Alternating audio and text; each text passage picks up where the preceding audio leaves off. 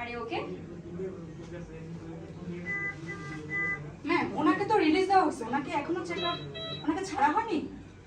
আপনাকে রিলিজ দেওয়া হয়েছে, আপনি এখনো মেডিকেলে? আমি যাবো না। কি আপনার কোনো প্রবলেম আছে? আছে।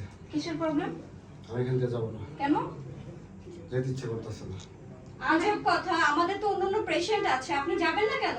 আমি যাবো না, কেন টাকা দিয়ে থাকতেছি না, আমি ফ্রিতে থাকতেছি। আপনার টাকা দেওয়ার জন্য না আপনি তো, তো এখানে সুস্থ শুধু একদম। পেশেন্ট থাকবে, আপনি তো থাকতে পারবেন না, আপনি তো সুস্থ হয়ে গেছেন। কারণটা কি সেটা বলেন। কারণ আমি বুঝেন না।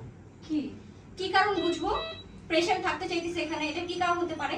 মেডিকেল আপনি পুরোপুরি রোগীদের সুস্থ। জায়গা। নার্সের সেবা মনে হয় ভালো লাগছে। আচ্ছা, আপনি একজন ডক্টর, আপনি এত কিছু বুঝেন, আপনি এটা বুঝেন না আমার মনটাই কি চায়? আপনার মন কি চায়? বুঝাই তুই বুঝলাম না। পেশেন্ট এখানে আসে ট্রিটমেন্ট করার জন্য, এখানে সে সুস্থ হওয়ার পরে সে আমি কি ম্যাম ওনাকে বুঝবো? মনে হয় পাবনাতে পাঠাবো। ব্যাপারটা এমন। উল্টা উল্টা কথা বলবেন না। ওরে যান, আপনার কাছে ব্যথা করবেন। শর্ত আছে একটা কথা, যাইতে পারি একটাই শর্ত, আমি একা যাবো না। কাকে নিয়ে একা যাবেন? যাবে না? ডাক্তার যদি আমার সাথে যায় তাহলে যাইতে পারি, তাছাড়া আমি থেকে যাবো। আস্তাগফিরুল্লাহ, আস্তাগফিরুল্লাহ। আমার মেডিকেলের কাজ, আমি কেন রোগীর বাসায় যাব? একটা মাসের যে সেবা দিছে, আমার বউ আমার এরকম সেবা দিতে পারেনি। এটা আমাদের রেসপাইট কেয়ার টিমের কাজ।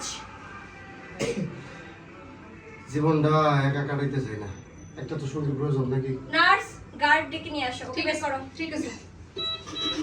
দিলাম ভালোবাসা। পেয়ে গেলে অপমান, এই অপমান কিভাবে নিব?